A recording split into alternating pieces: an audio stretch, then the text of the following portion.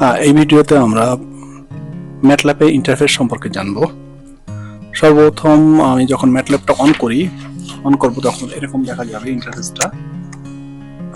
আমার এই ভার্সনটা হলো ম্যাটল্যাব 2020A। উপরে যে ট্যাবগুলো আছে এখানে মাল্টি ট্যাব আছে, একটা হোম, দেন হলো প্লট, দেন হলো অ্যাপস। সো সবগুলো স্টেপ বাই স্টেপ আমরা দেখব। দেন এই যে মাঝখানে যেটা দেখা যাচ্ছে এখানে, এটা হলো কমান্ড উইন্ডো। দেন আমি যদি ডান পাশে চলে যাই, এই যে এখানে যে হিস্টোরিটা দেখা যাচ্ছে এটা হলো কমন হিস্টোরি। এর বাম পাশে যেটা দেখা যাচ্ছে এখানে, এটা হলো ওয়ার্কস্পেস। ওয়ার্কস্পেস এখানে ভ্যারিয়েবল ডিক্লেয়ার হয় এবং এখানে আমি যা কমেন্ট করব এখানে এটা দেখা যাবে। আর এই যেটা দেখা যাচ্ছে এটা কারেন্ট ফোল্ডার বলতে আমি যেখানে আমার ফাইলটা সেভ করে রাখছি সেখান থেকে আমি দেখতে পাবো। এটাও এখানে দেখা যাচ্ছে এবং এখানেও দেখা যাচ্ছে একই জিনিস, কোন জায়গায় এখানে পাথটা দেখা যাচ্ছে। তো আমি যদি এই কমান্ড উইন্ডোতে একটা যেকোনো একটা ভ্যারিয়েবল এক্স ইকুয়াল টু 2 দিয়ে ইন্টার প্রেস করি, তাহলে এখানে আমার রেজাল্টটা দেখা যাচ্ছে। এবং এই বাম পাশে এই এক্স হলো ভ্যারিয়েবল, এই যে এক্সটা আমি ডিক্লেয়ার করছি এটা হলো ভ্যারিয়েবল এবং এখানে 2টা হলো ভ্যালু। সো এখানেও দেখা যাচ্ছে এটা। এবং আমি যে এখানে কাজ করছি সেটা কিন্তু এই কমন হিস্ট্রিতেও দেখা যাচ্ছে এখানে। তো দেন আমি এগুলো যদি আমি অনেক সময় নাও থাকতে পারি এখানে, তো এখানে যে আইকন দেখা যাচ্ছে একটা রিবন বাটনের মতন, এটা ক্লিক করে যদি আমি আনডক করলে এটাকে আমি যে কোনো জায়গায় মুভ করতে পারবো, দেন এটাকে ক্লোজ করতে পারবো। আমি যদি আবার নিয়ে আসতে চাই, কমান্ড উইন্ডোকে আমি আনডক করি, দেন ক্লোজ করলাম, আনডক, দেন থেকে ক্লিয়ার। আচ্ছা, যেমন আমি কমন হিস্ট্রি যদি আমি আনডক করি, এখান থেকে ক্লোজ করলে একদম ক্লোজ, দ্যাট মিনস এটা ক্লোজ হয়ে যায়। ওয়ার্কস্পেসও সেম, এখান থেকে ক্লিক করলে আনডক করলে এখান থেকে আমি মুভ করতে পারবো, যে কোনো জায়গায় আমি প্লেসমেন্ট করতে পারবো। যদি আমি এখানে প্লেসমেন্ট করি, এখানে প্লেসমেন্ট করতে পারবো, আবার ওখানে করতে পারবো ড্রপ করলে। সো এখান থেকে আমি ড্রপ করলে একবার ড্রপ হচ্ছে, এটাকে ধরে টেনে যেখান মানে মাউসের লেফট ধরে যে কোনো জায়গায় আমি বসাতে পারবো, এখানে চলে আসছে। এর নিচে যদি আমি করতে চাই, নিচে যদি নিতে চাই, উপরে নিতে গেলে উপরে চলে যাবে।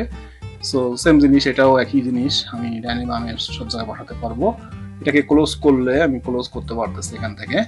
এখন যদি আমি নতুন ভাবে আবার আনতে চাই, তাহলে আমি এখান থেকে এই যে লেআউট অনেকের এনভায়রনমেন্ট থাকে, তো এখানে লেআউট আছে, লেআউটে আমি এখান থেকে ওয়ার্কস্পেস ক্লিক করলে ওয়ার্কস্পেসটা চলে আসছে। সো এখান থেকে আমি এটাকে টেনে আমি বাম পাশে আগের অবস্থানে বসাবো। সো আমি আগের অবস্থানে নিয়ে আসলাম, ওয়ার্কস্পেস এখানে থাকলো, কারেন্ট উইন্ডো থাকলো। এখন আমার কমন হিস্ট্রিটা নাই, সো আমি কমন হিস্ট্রিটা এখান থেকে নিয়ে আসবো, ডক্টেড। সো এখানে কমন হিস্ট্রি চলে আসছে। সো এখন যদি আমি কোনো নতুন স্ক্রিপ্ট নেই, এখান থেকে নতুন স্ক্রিপ্ট নিয়ে নিলে এখান থেকে ক্লিক করলে নতুন একটা উইন্ডো চলে আসবে। এটা মাল্টি লাইন কমেন্ট করা যায়। এখানে কিন্তু দুইটা আমার উইন্ডো চলে আসছে, একটা হলো নতুন স্ক্রিনের জন্য এডিটর, যেটা বলে এডিটর, আর একটা যেটা আছে আগেরটা যেটা আমি কাজ করতেছিলাম, এটা কিন্তু এখানে কিন্তু সিঙ্গেল লাইন কমেন্ট করা যায়, কিন্তু এখানে মাল্টি লাইন করা যায়। যেমন আমি যদি a equal to 5 inter b equal to 6 equal to c equal to a plus b, so A কিন্তু কোনো মানে রেজাল্ট দিবে না, এখানে শুধু কমেন্ট লেখা উঠবে। এখানে যদি আমি রান ক্লিক করি, এই যে এখানে রান ক্লিক করলে তাহলে ও রেজাল্টটা দিবে। এখানে সেভ করতে বলছে, আমি যে কোনো এক জায়গায় সেভ করলাম, দেন এখানে রান করি, ও কিন্তু দেখাচ্ছে, কিন্তু এখানে দেখাবে না, ও দেখাবে হলো আমার এখানে। তাহলে a is equal to 5, b is equal to 6, c is equal to 11, সে কিন্তু এখানে দেখাইছে, যেহেতু আমি দুইবার রান ক্লিক করছি, সো দুইবার সে এখানে দেখাচ্ছে। দেন এর পাশে হলো নিউ স্ক্রিপ্ট লাইভ যেটা থাকে, এখানে যদি আমি ক্লিক করি নতুন আরেকটা উইন্ডো চলে আসবে। সো এটার একটু ডিফারেন্স আছে, সে আমি a is equal to 6 inter b equal to 9, c equal to a plus b, so inter করলে কিছু আসবে না।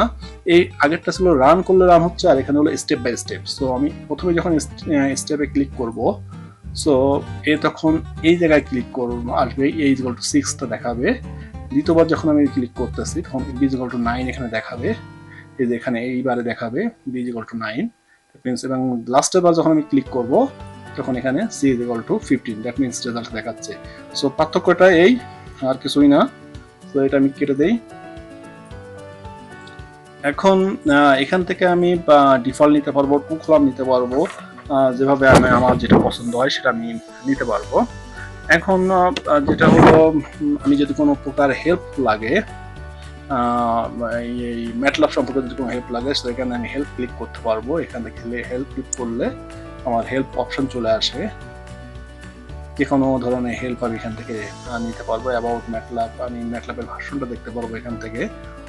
দেন আমি যদি হেল্প ক্লিক করি, হেল্পের একটা ডকুমেন্টেশন চলে আসবে। এখান থেকে আমি সার্চ দিলে যে কোনো কিছু, সাইন দিলাম, সাইন দিলে সাইনের যতগুলো সিনট্যাক্স আছে সব সিনট্যাক্স এখানে দেখা যাবে।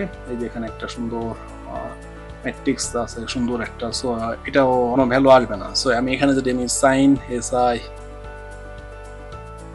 ফার্স্ট ব্র্যাকেট এটা আসার পরে যদি এখান থেকে আমি এখান থেকে কিন্তু মোর হেল্প নিতে পারবো। এখান থেকে ক্লিক করলে মোর হেল্প এখান থেকেও চলে আসবে। সো আপনার হেল্প অপশন থেকেও নিতে পারবেন, এখান থেকেও হেল্প নিতে পারবেন। সো এখান থেকে যেমন এইটুকু যদি আমি লিখি, একটা ভ্যারিয়েবল ক্রিয়েট করে Ctrl+C ক্রিয়েট করলাম, এটারে Ctrl+V দিয়ে ইন্টার চাপলে একটা গ্রাফ ক্রিয়েট হবে। যে গ্রাফটা আসলো। সো আমার এই ছিল আজকের ইন্টারফেস সম্পর্কে আলোচনা।